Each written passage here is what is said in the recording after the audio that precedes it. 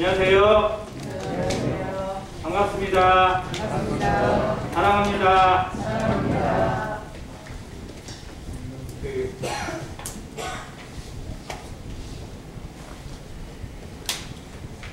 터키라는 이름이 익숙한데 왜 바꿨는지는 저도 모르겠어요.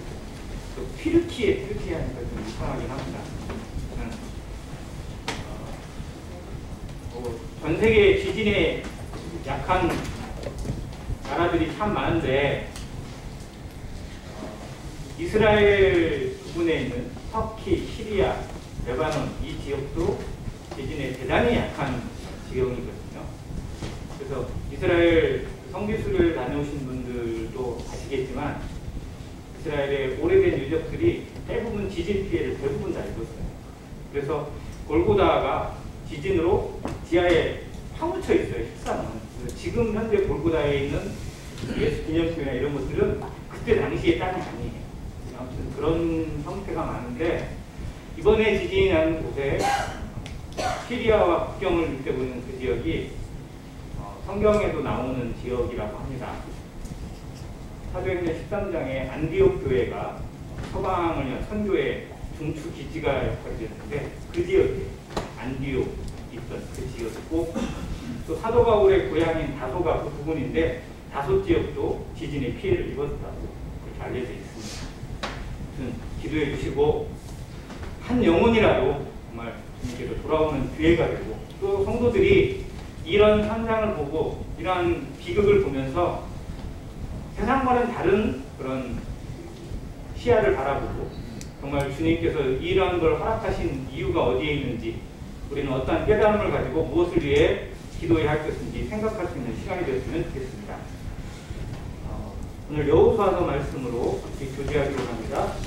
여호수아 9장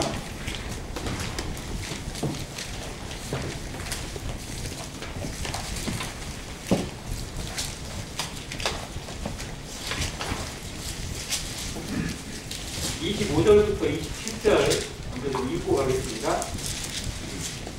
여호수아 9장 25절부터 27절입니다. 제가 읽겠습니다. 보소서 이제 우리가 당신의 손에 있으니 당신의 의향에 좋고 옳은 대로 우리에게 행하소서 한지라. 여호수아가 그대로 그들에게 행하여 그들을 이스라엘 자손의 손에서 건져서 죽이지 못하게 하니라. 같이 읽겠습니다. 자, 그날에 여호수아가 그들을 여호와께서 택하신 곳에서 회중을 위하며 여호와의 제단을 위하여 나무를 패며 물을 빚는 자들로 삼았더니 오늘까지 이르니라. 이들이 누구인지 아시는 분은 아시리라 생각이 되어집니다. 이들을 성경은 기브온 사람들이라고 부르는데요. 이 기브온 사람들에 대해 성경이 보여주는 사례들을 살펴보면서 또 그들이 가진 놀라운 언약 그리고 신실함을 한번 살펴보기를 원합니다. 그래서 기브온 사람들 소제목으로는 언약으로 살아나고 언약으로 산 사람들이라고 적어봤습니다. 9장 1절에 보면 이스라엘 가나안 땅의 정복 전쟁을 한차 하고 있는 상황을 설명해 주고 있는데 이 일 후에 그러면서 가나안에 있는 다른 민족들 조상 그런 민족들이 어떻게 대응하고 있는지를 두 가지로 보여주고 있어요. 이 이후가 언제냐면 여리고성과 아이성이 무너지고 망하게 된 이후입니다. 자, 가나안에 처음 맞이한 성이 여리고성이었고 그리고 두 번째 맞이한 것이 아이성이었어요. 어디가 더 크죠? 여리고가 크죠. 근데 여리고는 어떻게 했어요? 쉽게 점령을 했죠. 누구의 은혜로? 하나님의 은혜. 아이성은 생각보다 어려운 과정을 거칩니다. 뭐 때문에? 죄 때문에. 교만 때문에. 아무튼 두 성을 살펴보면서 여러 가지 도움들을 얻을 수 있는데요. 여리고성을 점령하면서는 한 이방 가족을 얻습니다. 누구죠? 여리고성을 점령하고 어떻게 된 이스라엘 백성이 된 가족이 있어요. 라합 가족입니다. 라합이 이스라엘 진영으로 가족으로 들어오게 되고요. 아이성 싸움에서는 잃어버린 가족이 하나 있어요. 누굽니까? 아간입니다. 아간 가족을 잃어버리게 됩니다. 자기 금덩이를 숨긴 그 일로 인해서. 아무튼 어려웠던 성에서는 얻었는데 쉽게 생각해서는 잃어버렸어요. 이것도 참 우리 신앙의 참 교훈인 것 같아요.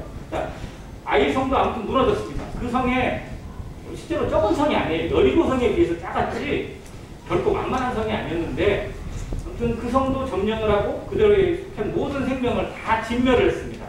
그러자 그 옆에 있던 성들의 왕들이 민족들이 긴장을 해서 1절과 2절에 보면 2절에 이렇게 모여서 일심으로 여호수아와 이스라엘에 맞서서 싸우려 하니라. 연합군을 형성을 합니다. 야, 이러다가 우리 하나씩 있다가 다 죽겠다. 우리 뭉쳐서 같이 싸우자. 해가지고 누가 중심이 되냐면 예루살렘 왕 아도니세색이라는 사람이 중심이 돼가지고 연합군을 세력을 모읍니다. 그래서 우리 한민족이다. 우리는 가나안 족속이다. 우리는 같이 들고 같이 산다. 이런 생각으로 모였어요. 그런데 누가 생각이 달랐냐면 기브온 주민들이 생각이 달랐어요. 기브온 주민은 그 소리를 들었습니다. 우리 이스라엘과 같이 싸우자. 근데 기브온 사람들은 우리 싸웠다고는 어떻게 된다? 우리 죽는다. 그러니까 우리는 다른 방법을 찾아야 된다. 라고 해서 꾀를 낸 겁니다. 그래서 기브온 사람이라고 찾아갔다가는 그냥 죽게 생겼으니까 기브온은 실제로 지도에서 찾아보시면 알겠지만요. 예루살렘이 있습니다. 예루살렘의 약간 북쪽에서 북동쪽에 있는 성이 아이성이에요. 여기 멸망을 했어요. 그러니까 아이성이 멸망하고 그 다음 타켓이 어디냐면 예루살렘이나 기브온이에요. 기브온은 예루살렘에서 북서쪽에 약 10km 정도 떨어진 데 있습니다. 근데 이 성읍이 정말 오래된 고성이고요. 요새예요. 그리고 거기에 깊은 지하에 아주 동굴까지 만들어놨어요. 그 동굴에 물이 자연적으로 내려와서 물이 모일 수 있도록 저장고까지 만들어져 있어요. 이게 발견이 됐어요.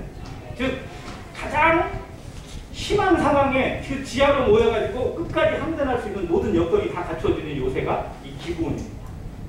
아무튼 이 기브온이 다음 타깃이에요. 그러니까 이 사람들은 야 아이성이 무너진 거 봤어요. 들었어요. 이제 다음은 우리다. 어떻게 할 것이냐. 이쪽에 합류해서 같이 싸울 거냐 아니면 항복해서 살 길을 만들 것이냐. 그런데 그들이 택한 방법은 그들에게 합력하는 것.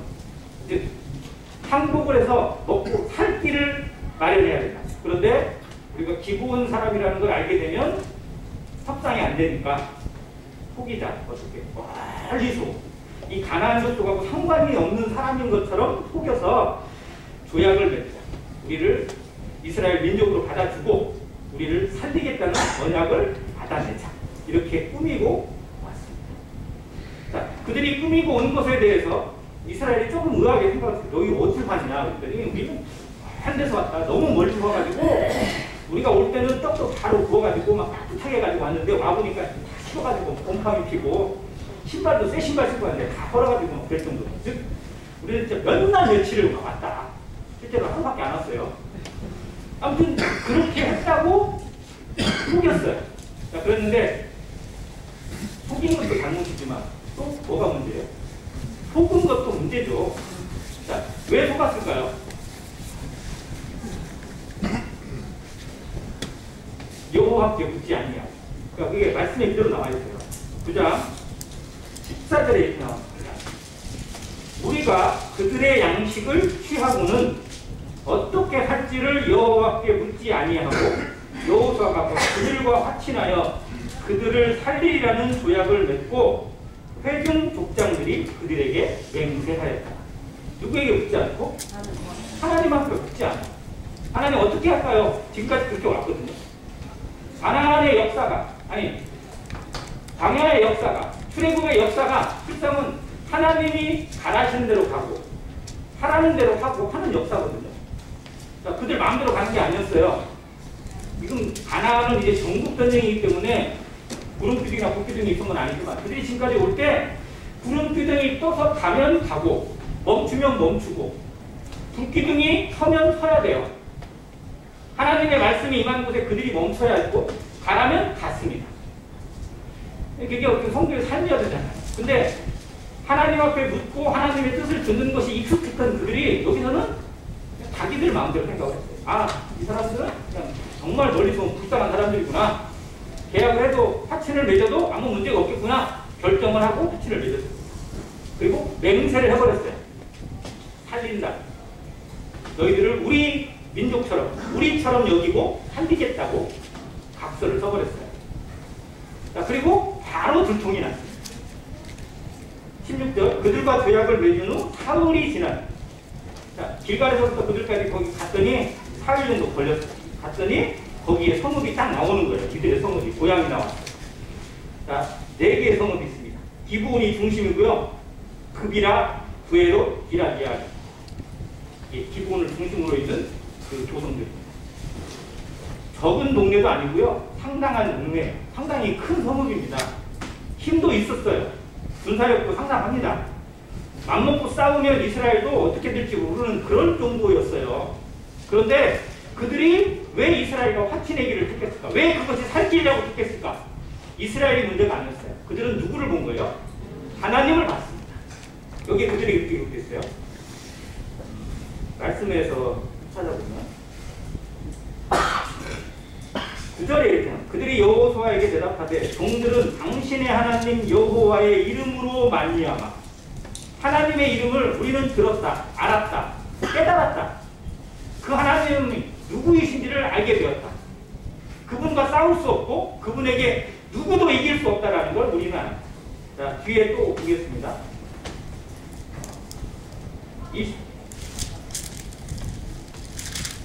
24절에 이렇게 나왔어요. 그들이 여호수아에게 대답하이되 당신의 하나님 여호와께서 그의 종 모세에게 명령하사 이 땅을 다 당신들에게 주고 이 땅의 모든 주민을 당신들 앞에서 멸하라 하신 것이 당신의 종들에게 분명히 들림으로 당신들로 말미암아 우리의 목숨을 잃을까 심히 두려워하여 이같이 하였나이다.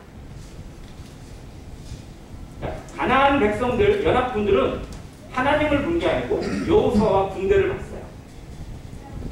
즉 자기 땅을 쳐들어온 적군으로 봤습니다. 그러나 기브온 사람들은 그들을 자기 땅에 쳐들어온 이방 적군이 아니라 하나님으로 봤어요.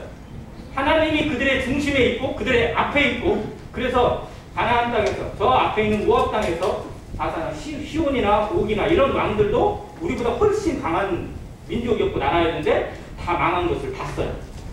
우연이 아니라 하나님이 하신 일이라고 알게 됐고 여리고라는 성이 정말 가나안의 가장 중추적인 역할이고 최고의 성이었는데 빼놓음없이 무너졌잖아요. 그냥 사살 하나도 안 썼어요. 다 여리고를 향해서 그냥 성 몇 바퀴 쭉 돌고 갑자기 소리 한번 팍 질렀더니 확 무너졌어요. 이걸 뭐라고 설명할 수 있겠느냐? 하나님이 하신 일이다. 하나님이 저들과 함께 하시고 하나님이 모세에게 하신 명령이 가나안의 모든 족속을 다 멸하라고 하신 거였는데 우리는 꼼짝없이 멸망을 당하는 것이 당연하다. 그러면 우리가 살 길은 뭐냐? 그 하나님 앞에 화친하는 길밖에 없다. 항복하는 길밖에 없다라는 것을 깨닫고 이렇게 했다. 우리를 불쌍히 여겨달라는 것.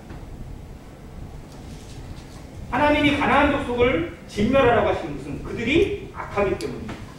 그들은 우상을 섬기는 것뿐만 아니라 그 행실 자체가 악했고 잔인했습니다. 심지어는 우상을 위해서 자기의 자식을 번제로 드리는 것도 마다하지 않을 정도로 그런 일들이 성행하게 이루어졌던 것이 가나안 족속이었어요. 그래서 그들을 다 쓸어내시고 이스라엘로 채우시겠다고 말씀에 맹세를 하신 겁니다. 그러나 기브온 족속은 달랐어요. 그래서 결론적으로 말씀을 드리면 기브온 족속이 여호수아를 찾아왔을 때 여호수아가 여호와께 묻지 아니하고 한 것은 어쩌면 하나님의 섭리이기도 합니다. 자, 저는 이렇게 생각을 해요. 하나님께 물었다면 하나님께서 과연 기브온을 다 진멸하라고 하셨을까? 그러지는 않았을 거예요. 왜? 하나님을 알고 찾아온 불쌍한 자들. 성경의 구약에 하나님은 오직 이스라엘의 하나님으로 등장하지만 수많은 이방인들이 하나님을 알지 못하는 사람들이 어떠한 경로를 통해서든지 하나님을 알고 하나님을 배우고 하나님 앞에 굴복하는 모습들을 자주 그려주고 있습니다. 대표적인 사람들이 예수님의 족보에 들어가 있는 이방 여인 3명이에요. 다말, 룻, 라합. 이 세 여인 다 이방 여인이거든요. 그런데 하나님을 알고 하나님 앞에 살기를, 하나님의 백성으로 살기를 원해서 그 선택을 했었고, 그렇게 하나님의 은혜를 입게 되고 이스라엘의 정말 다윗 왕조를 이은 다윗과 왕계를 잇는 족보에 이름을 올리게 되고 예수님을 연결시키는 족보에 이 이름들을 하나님께서 기록해 주신 거예요. 자, 개인들이 그렇게 했는데 민족적으로는 기브온 족속이 거의 최초이자 마지막. 정말 대단한 민족 아닌가요? 어떻게 보면.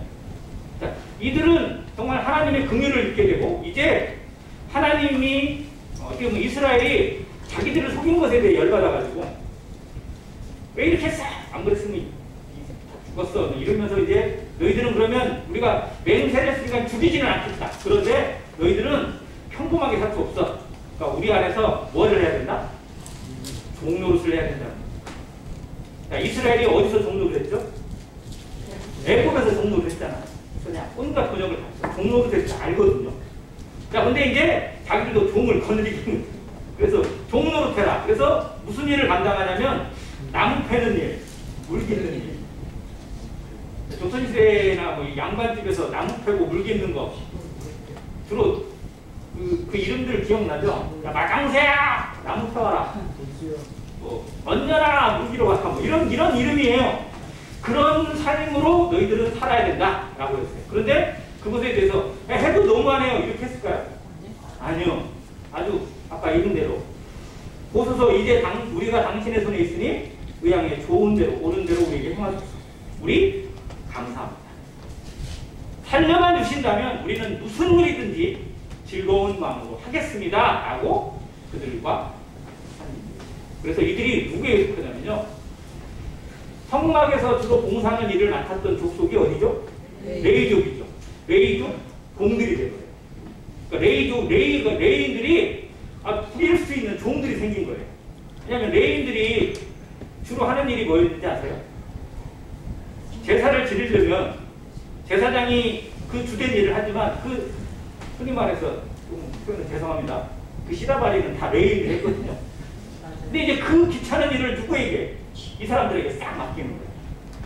근데 그걸 즐거움으로 해. 나무 패는 일. 지금같이 뭐 좋은 전기톱이 있거나 뭐 그러면 나무 패는 일이 쉽겠죠. 그런데 일일이 산에 가서 패워야 되고요. 그거 나무 다 해가지고 불을 뗄 수 있도록 해야 되고 거기 물을 쓰는 일에 모든 일에 물을 다 길러 날라야 됐어요. 그런 일들을 감당하게 했습니다. 그런데 즐거운 거예요. 자, 성전을 위해서 섬길 수 있는 일, 이게 쉬운 일일까요?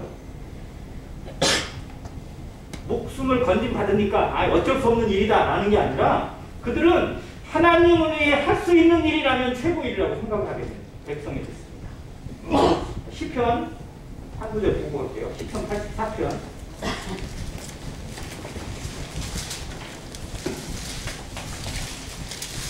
10절 같이 한번 읽겠습니다. 시편 84편 10절 시작. 내 궁정에서의 한 날이 다른 곳에서의 첫날보다 나은 듯 악인의 장막에 사는 것보다 내 하나님의 성전 문지기로 있는 것이 좋다. 아멘. 어디에 있느냐, 무엇을 위해 존재하느냐가 더 중요합니다. 그런데 많은 사람들은 첫날을 더 좋아합니다. 많이 사는 걸 더 좋아해요. 그리고 부자가 사는 걸 좋아합니다. 그러나 정말 하나님을 아는 사람은 한 날이라도 하나님 안에 거하는 것을 즐거워하고 성전 문지기로 일하는 것을 더 즐거워하는 것이 성도의 삶이라고 믿습니다. 하나님 앞에 내가 쓰임받을 수만 있다면 내 삶이 하나님 앞에 단 한 구석이라도 쓰임받을 수 있는 그러한 조건이 된다면 그게 감사고 그게 찬양이고 그게 예배라고 믿는 사람들, 이게 성도입니다. 이게 교회입니다. 내가 가지고 있는 것들 그거 세상에서는 알아주지 않고 아무것도 아닌 것이라도 하나님 앞에 단 한 가지라도 쓰임받을 수 있다면 그걸 감사하고 그것에 대해 감격해하며 살아가는 안행교회 성도 되시길 바랍니다. 기본 사람들이죠. 그들이 하는 일은 남들이 볼 때 천한 일이에요. 남들이 하기 싫어하는 일입니다. 꺼리는 일이에요. 그러나 그 일을 감사함으로 받았습니다. 내가 생명을 살린 것에 대해서 나를 이스라엘 백성으로 삼아주신 것에 대해서 나 같은 자도 하나님 앞에 일할 수 있는 것에 대해서 감사하면서 자원함으로 그 일을 맡은 사람들이 기브온 사람.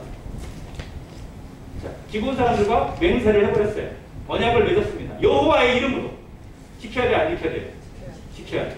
자, 그러면 이것으로 끝나는가? 아닙니다. 그렇지 않습니다. 여호수아 10장을 보겠습니다.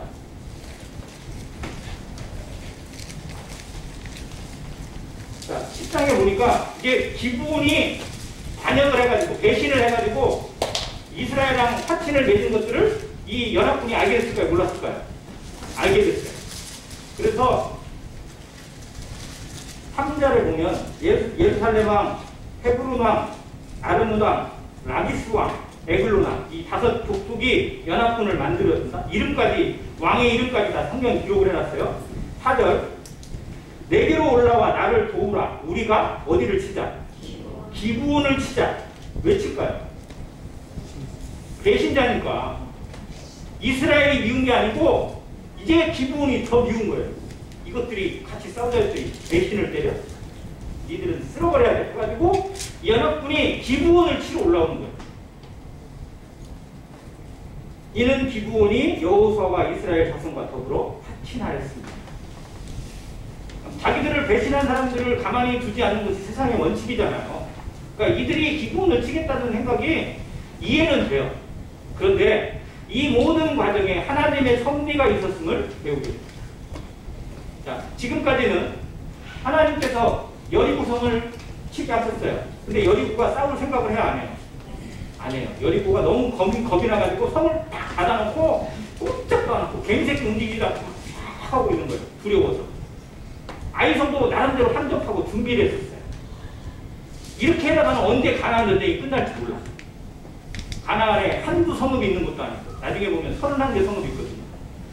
언제까지 이렇게 싸울 수 없잖아. 그래서 하나님이 택하신 방법이 뭐냐면 지들끼리 연합군을 만들어가지고 아예 한꺼번에 그냥 딱 때리시는 방법을 하나님이 준비하셨어요. 그래서 이걸 남방지역이라고 하거든요. 왜냐하면 지도에서 보면 예루살렘과 예루살렘이 제일 위에요. 그 밑에 쭉 있는 5 고을이고 나중에 하나가 더 들어갑니다. 그 지역이 연합해가지고 이제 한꺼번에 서들어오는 거예요. 이건 하나님의 섭리예요. 한 번에 쓸어버리시는 거예요. 근데 거기에 누구를 이용하셨냐? 기브온 사람들을 써먹으신 거예요. 기브온이 배신한 것에 대해 열받아가서 연합군을 만들어서 쳐들어옵니다. 그때 여호수아는 맹세를 했기 때문에 그들의 맹세를 지키기 위해서, 즉 누구를 보호하기 위해서? 기브온 민족을 보호하기 위해서 군대를 이끌고 다 싸웁니다. 이건 하나님이 그들에게 주신 언약을 지키는 겁니다. 하나님의 이름으로 싸우는 거예요. 그리고 그 전쟁에서 승리를 했을까요? 어떻게 했을까요? 승리를 했죠. 여기에서 유명한 일이 일어납니다. 여호수아가 전쟁하러 나가는데 하나님께서 그들에게 언약을 주세요. 8절에 그때 여호와께서 여호수아에게 이르시되 그들을 두려워하지 말라. 내가 그들을 내 손에 넘겨주었으니 그들 중에서 한 사람도 너를 당할 자 없으리라. 하나님이 방법을 바꾸셔서 연합군 싹 만들어라. 너희들 뭉쳐라. 한 방에 다 쓸어버리게 하시는 방법으로 이들을 어떻게 보면 충동하신 거죠. 그렇게 해서 전쟁을 올라왔어요. 그리고 전쟁을 해서 하는데 하나님이 싸우십니다. 그래서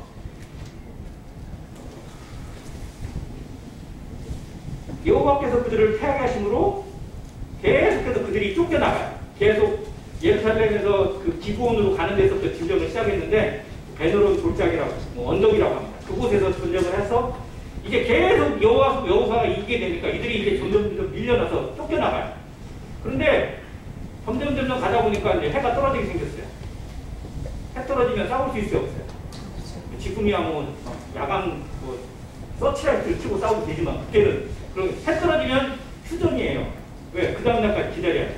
그럼 어디로 숨을지 모르잖아요. 그래서 여호수아가 정말 마음에 다급한 마음으로 하나님을 향해서 하늘을 향해서 기도를 드립니다. 그 유명한 기도예요. 뭐라고요? 해야 어떻게 하라? 멈춰라. 달아 멈추라. 이게 기도가 되는 거야? 한번 생각해보세요. 태양아 멈춰라. 그럼 멈춰야 돼요? 말도 안 되는 기도를 여호수아가 했어요. 왜? 하나님의 언약을 믿고 했어요. 그리고 태양이 멈춰야 안 멈춰요? 멈추게 돼요. 여기 보면 13절에 태양이 멈추고 자리 멈추기를 백성이 그 대적에게 원수를 갚기까지 하였느냐. 야살의 책에 태양이 중천에 머물러서 거의 종일토록 푹히 내려가지 아니하였다고 기록하지 아니하였다. 이게 기록이 되어 있다는 겁니다. 이러니 성경을 안 믿으려고 하는 사람들은 이게 뭐 말도 안 되는 이야기라고. 어떻게 태양이 멈출 수가 있고 시간이 멈출 수가 있냐고. 근데 안 되는 걸 뭐하러 성경에 기록하셨겠어요. 하나님도 공격받은 걸 뻔히 아시는데.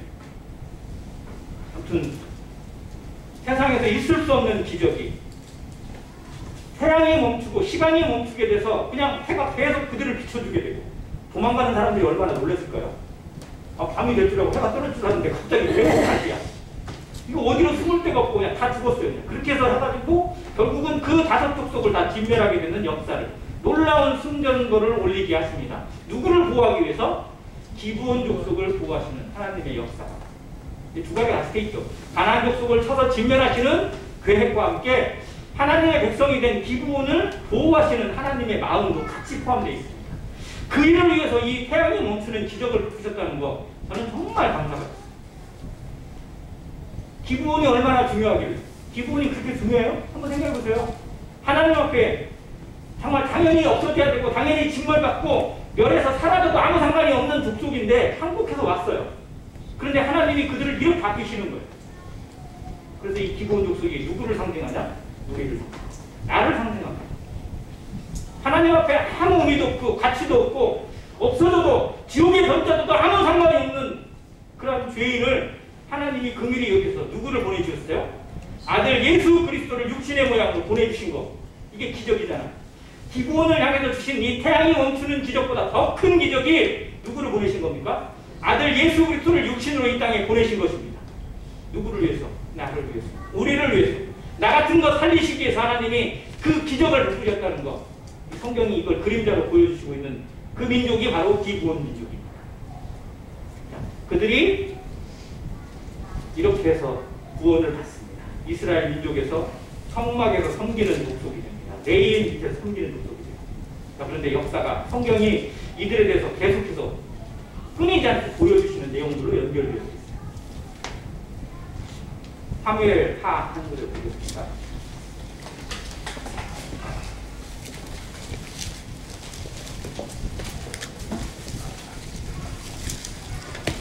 사무엘하 11장, 21장입니다. 사무엘하 21장.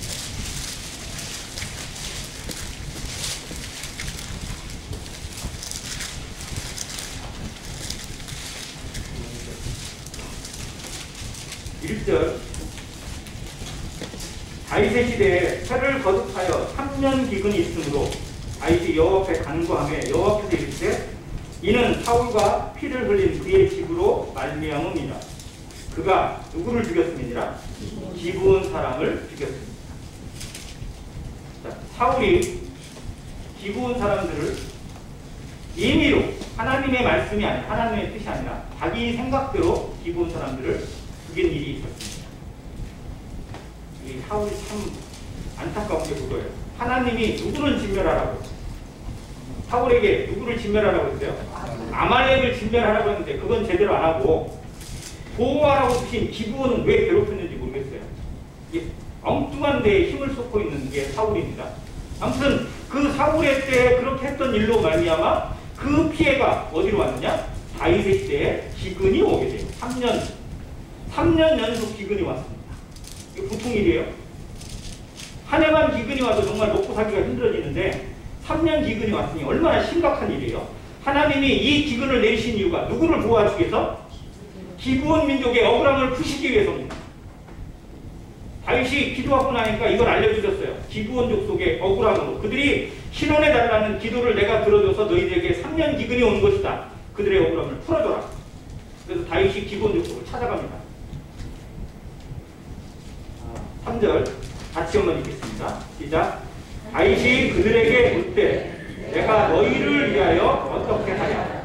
내가 어떻게 속죄하여야 너희가 여호와의 기업을 위하여 복을 빌겠느냐? 다윗이 야이 그것들이 쓸데없는 기도를 해가지고 우리 힘들게 힘들게 만들어 이렇게 하지 않았어요? 어떻게 했어요? 정말 낮은 자세로 가서 내가 너희를 위하여 어떻게 하여 어떻게 너희들의 소원을 풀어주면 너희들이 하나님 앞에 우리를 살려게 하는 기도를 드릴 수 있겠느냐 라고 간구를 했습니다. 다윗이 인격이 정말 하나님 앞에 아름다운 게 이 모습이에요. 그가 왕입니다. 이스라엘 전체를 다스리는 왕이에요. 자기 말 한마디면 누구든지 살리고 죽일 수 있는 권세가 있습니다. 그러나 하나님이 행하신 일에 대해서 그는 철저히 겸손하게 나아가서 기브온 족속을 존대합니다. 우리를 위해서 뭐를 해달라는 거예요? 하나님 앞에 빌어달라는 겁니다. 용서해달라고 기도를 해주라는 겁니다. 그러면 누가 용서를 해주는 거예요? 여기서 기브온 족속이 다윗과 백성들을 용서해주는 위치가 돼요. 기브온이 그렇게 중요한 거예요. 우리는 하나님 앞에 정말 아무것도 아닌 민족이었고 아무것도 아닌 인생이었는데 죄인이었는데 지옥에 던져지고 영원한 풀무불에 던져져도 할 말이 없는 유구무원의 죄인이었는데 우리에게 하나님의 자녀라는 권세를 주시고 또 사도 베드로에게 주신 말씀이 있습니다. 누구든지 너희가 땅에서 되면 하늘에서 베일 것이라고 하는 말씀입니다. 우리가 하늘을 맺고 푸는 역할을 할 수 있는 이게 기도의 능력이거든요. 기도의 권세입니다. 성도가 가지는 기도, 이건 하나님을 움직이는 겁니다. 세상을 움직이는 힘이 여기에 담겨있게 하셨어요. 기브온 족속이 그걸 증명해주고 있습니다. 그들의 억울함을 하나님이 푸시기 위해서 이 땅에 3년이나 기근을 주실 만큼 우리는 무엇을 위해 기도하고 있는지, 우리의 기도가 얼마나 큰 권능이 있는지를 다시 한번 생각해야 됩니다. 그리고 그 권능을 하나님의 영광을 위해 사용하는 안행교회 성도 되시길 바랍니다. 자, 그들이 이렇게 했을 때 이제 풀어져요. 뭐냐면 사울이 우리를 억울하게 죽였다. 그래서 사울에게 우리가 갚아야 돼. 그래서 우리 죽일 자가 7인지 모르겠지만 아무튼 사울에 속한 사람 7명을 내놔. 우리가 그들을 목을 매다 죽이겠다. 피를 피로 생명을 생명으로 갚겠다는 겁니다. 그래서 그게 좋아요. 사울에게 속한 7명을 내줍니다. 근데 내주면서 다윗이 누구를 아끼냐면 요나단의 아들 무비보셋을 아껴 자기 아들 삼았습니다. 그래서 7명을 만들어서 그들에게 내주니까 그들이 상술이 나오면서 목을 매달아 죽여요. 그리고 하나님 앞에 자기들의 원수가 풀린 것에 대해서 기도를 하고 기근이 멈추게 됩니다. 이런 일을 하나님이 왜 허락하셨나? 하나님의 맹세로 하나님의 이름으로 지키겠다고 하신 것에 대해 하나님이 언제까지 지키세요? 끝까지 지키십니다. 우리에게 언약하신 분이 사람이 아닙니다. 우리에게 복음을 전한 자가 우리에게 언약한 게 아니라 하나님의 말씀이 우리에게 언약을 주셔서 우리를 향한 구원이 영원한 것입니다. 끊어지지 않고 누구도 빼앗을 수 없고 누구도 건드릴 수 없는 절대적인 구원의 능력을 어디에 찾을 수 있어요? 하나님의 언약, 하나님의 말씀에서 찾게 되는 것입니다. 그래서 말씀이 하나님이시오. 그 하나님의 말씀이 우리에게 구원의 보증이 되기 때문에 우리의 구원이 영원한 것입니다. 누구도 건드릴 수 없고 누구도 빼앗을 수 없는 하나님의 사랑에서 끊을 수 없는 이 영원한 가치를 우리에게 부여하신 것입니다. 기브온 족속이 하신 맹세도 그 언약도 끝까지 하나님이 지켜가시는 거죠. 자, 그러면 역사에 이들의 모습이 사라졌을까요?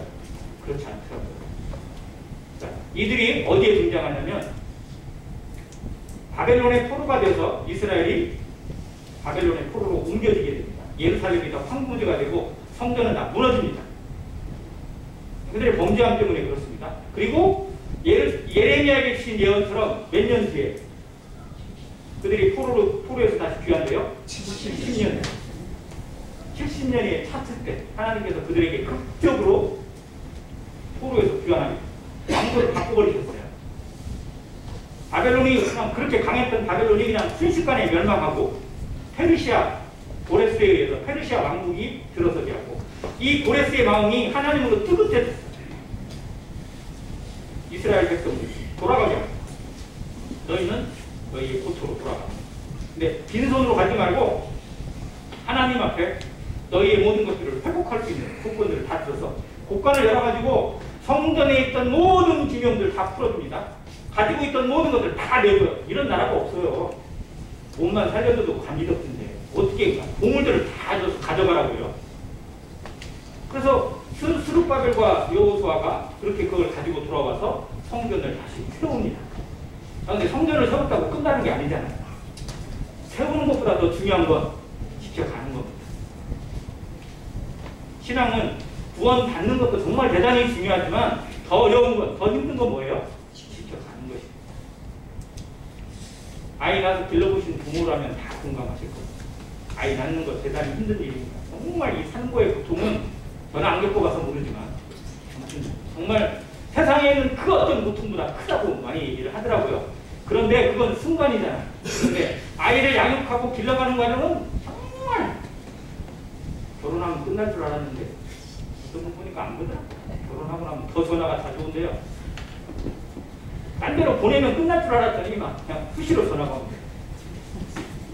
엄마 언제 와? 뭐 필요한데? 애들 좀 봐줘. 이런 전화도 오고. 이게 뭐 당연한 거죠. 끝이 없답니다. 아무튼 양육이라는 것, 자라난다는 거, 이거 정말 쉬운 일이 아닙니다. 근데 이스라엘도 마찬가지였어요. 성전을 세우는 것이 전부가 다 아니었어요. 그 뒤에 그들의 신앙을 지켜가고 영성을 지켜가는 일에 얼마나 많은 방해가 있습니까? 그 방해물을 뚫고 신앙을 지켜가는 데 너무 어려움이 많았어요. 그래서 나중에 에스라가 2차 귀환을 해서 영성을 회복하는 말씀을 주고 그들의 신앙을 다시 점검하고 이방인과 결혼했던 사람들을 끌어내고 하는 일들을 합니다. 또 그것으로 안 돼서 군대를 동원한 느헤미야가 총독으로 와서 그들을 다시 성벽을 재건하고 영적인 재무장을 하게 만들었습니다. 그래서 부흥을 이끌어가는 토대를 그렇게 만들어가요. 그런데 거기에 함께 동역하고 함께하는 사람들이 없었다면 절대 이루어질 수 없는 일입니다. 그 일에 누가 중요한 일을 했느냐? 바로 레위인과 느디님 사람들입니다. 성경에 역대하에 그리고 에스라서와 느헤미야서에 이 느디님이라는 이름을 한번 검색을 해보세요. 무려 16번이 나옵니다. 이 느디님 사람들이 누구냐? 바로 기브온 사람들. 기브온 사람들이 성전에 봉사하는 사람들이잖아요. 자, 이들이 중요해요, 안 중요해요? 이들이 섬기지 않으면, 이들이 봉사하지 않으면 아무것도 이루어질 수가 없는 거예요. 기본이에요, 기본. 교회는 예배가 회복되지 않으면, 성도는 신앙의 예배가 회복되지 않으면 그 어떤 것을도 바로 세워갈 수가 없어요. 그래서 우선적으로 우리의 마음이 하나님 앞에 어떤 자세로 낮아지는지, 내가 하나님 앞에 누구인지, 내가 하나님 앞에 어떻게 구원받고 어떤 은혜를 받은 사람인지를 회복하는 것, 이게 우리 신앙의 시작이고 우리 인생의 시작이 되어야 됩니다. 오늘 하루의 시작이 그렇게 이루어졌고 그렇게 하신 하나님 앞에 감사를 드립니다. 그게 레위인들을 통해서 그리고 레위인들을 섬기는 느디님 사람들을 통해서 이루어져야 됩니다. 그런데 이 시기가 언제냐? 여호수아가 그들과 맹세한 시로부터 약 1000년이 지났어요. 우리가 1000년의 시간이 흘렀습니다. 그때까지 그들은 얼마나 많은 세대가 흘렀겠어요. 그런데 자기들이 누구인지를 잊지 않았습니다. 그래서 모이라고 할 때 그대로 모였고요. 심지어 레위인들을 그들이 찾아왔어요. 그래서 그 일을 끝까지 즐거움으로 수행한 사람들이 바로 느디님 사람들 그리고 기브온 족속. 정말 교회의 아름다운 본을 성경에서 보여주고 있는 사람입니다. 하나님 앞에 부름받은 기적을, 내가 부름받고 내가 하나님 앞에 살게 된 것에 대한 기적을 헛되이 여기지 않고 그것에 최선을 다해서 충성하는 사람들. 내가 맡은 일이 사소한 일이고 아주 보잘것없는 일일지라도 그것에 대해 가치를 부여하고 목숨 다해서 지켜주는 사람들. 교회는 이런 사람들이 반드시 필요합니다. 하나님의 나라는 이런 사람들이 채워가는 것이고 이런 사람들의 보이지 않는 수고가 하나님의 교회를 영광 가운데, 빛 가운데, 향기 가운데 인도하는 것입니다. 안행교회 모든 성도들이 다 기브온 사람들처럼 사소한 일이지만, 사소한 거지만, 정말 어떻게 보면 아무것도 아닌 거지만 그것이 하나님의 손에 들려졌을 때 얼마나 놀라운 경우가 됩니까? 우리가 오병이의 기적을 알잖아요. 어린아이의 도시락이에요. 자기 혼자 먹으면 끝이에요. 그런데 그 도시락을 누구 앞에? 주님 앞에 내어놨을 때 몇 명을 먹였다고요? 5000명을 먹였어요. 그것도 남자만. 그리고도 12바구니를 채웠습니다. 내가 가지고 있는 거, 내가 계산하고 내가 쓰면 아무것도 아닙니다. 그냥 나 하나 먹고 나 하나 죽하는 것도 끝이 날 수 있어요. 그러나 내가 이것을 가지게 된 것이 무엇을 위한 것인지 고민하면 어디에 쓰임받는 것이 합당한지를 기도하면 하나님이 지혜를 주시고 방법을 보여주십니다. 그렇게 사용되어지는 인생이 되길 바랍니다. 기본 사람들처럼 맡은 일에 충성하고 최선을 다해 살아서 하나님의 나라를 영광과 향기로 채워가는 안행교회 모든 성도 되시기를 간절히 바랍니다. 감사합니다.